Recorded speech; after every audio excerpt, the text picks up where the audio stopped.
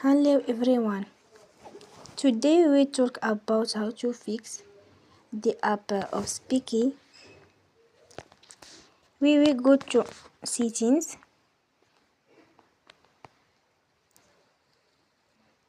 then we click on apps. After that you will search about the app of Speaky and you will click. Then you will on force stop. After that you will go to storage. On storage you will click on clear cache.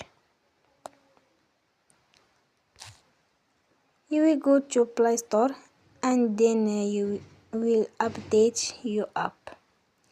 Don't forget to support us by like and subscribe. See you next time and thank you for attention.